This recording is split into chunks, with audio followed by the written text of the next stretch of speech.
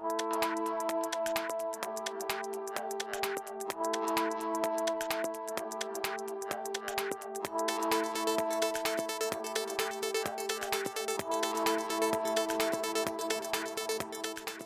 bonjour à tous, soyez les bienvenus pour ce 3e colloque annuel organisé par la Fondation pour la recherche sur l'épilepsie, dans le cadre, vous le savez sans doute, de cette journée internationale de l'épilepsie. Donc je me réjouis de vous accueillir pour la 3e fois, d'autant plus que vous êtes nombreux dans cette salle, sur un thème important qui est celui de la transition enfant-adulte pour nos enfants épileptiques. Tous les problèmes de frontières sont des problèmes difficiles et importants, et celui-là en est un. J'interviens comme pédiatre d'adolescents qui ont une maladie chronique, qui sont suivis par des spécialistes, par le professeur Auvin ou par d'autres collègues.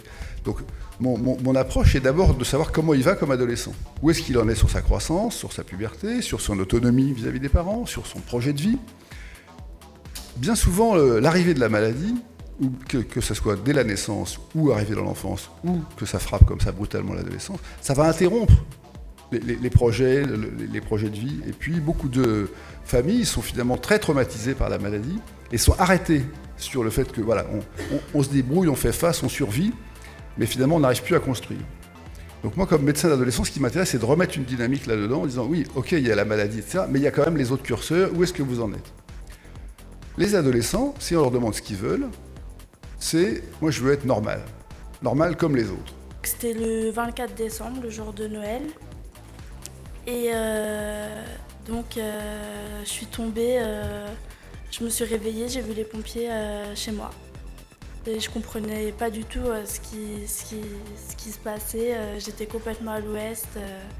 Je vois ma mère qui me dit je te rejoins à l'hôpital. Je dis ouais, pourquoi je comprenais pas du tout. Et donc après, c'est parti. J'ai fait plein de bilans à l'hôpital, j'ai passé la nuit à l'hôpital parce que, comme les gens doivent savoir, on est fatigué après une crise d'épilepsie. Mais vous ne saviez pas, hein, au moment où ça se passait, en fait, et vous n'aviez pas d'antécédents dans votre famille? Non. Aucun? Non, aucun. Ils m'ont invité à témoigner et je comprenais pas, comment je l'ai dit tout à l'heure, quand ça fait 3 ans que je viens au colloque pour l'épilepsie. Comme je l'ai dit à ma mère au début, j'écoutais sans écouter. On accompagne des enfants, on soigne des enfants qui vont devenir des adultes, et donc on a intérêt à leur parler bientôt, et à eux et à leurs parents, même s'ils s'en foutent, de plein de choses qui vont être la suite. Parce que le moment venu, ils sauront que ça existe quelque part et qu'on peut en parler avec le médecin. Il y a eu cette crise au lycée. Oui. Ça, c'était donc peu de temps après? Peu de temps après, après la reprise, après les vacances, donc 15 jours après. D'accord. Et là? On m'a dit quelque chose, du stress. D'accord, une montée de stress. Voilà, j'étais au tableau et là, je suis tombée par terre. Et impossible, je suis partie avec ma bouche en arrière comme ça et c'était... Vous saviez que vous étiez en état de crise, vous avez eu conscience que vous partiez? Je me suis partir avec mes yeux. Et en plus, comme les professeurs ne le savaient pas, ils ont mis les doigts, leurs doigts dans ma bouche. Alors ce qui a été pénible, bien sûr, c'est tout de suite, ça a été une prise de conscience un peu étrange de la part des autres élèves. Ah oui. Parce qu'ils ne connaissaient pas votre maladie. Ah non. Ils me ramenaient tous les soirs à la gare.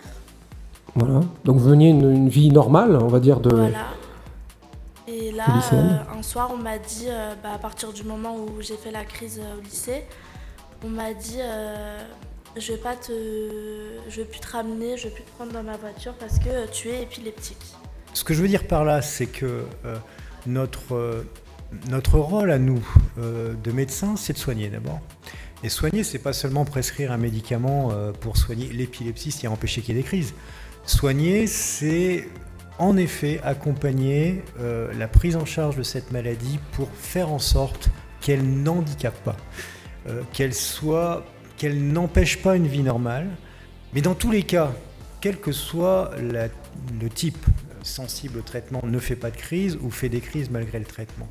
On ne veut en aucun cas que le traitement soit un handicap. Maintenant, plus je viens et plus j'apprends et plus j'écoute ce qui se dit dans les colloques.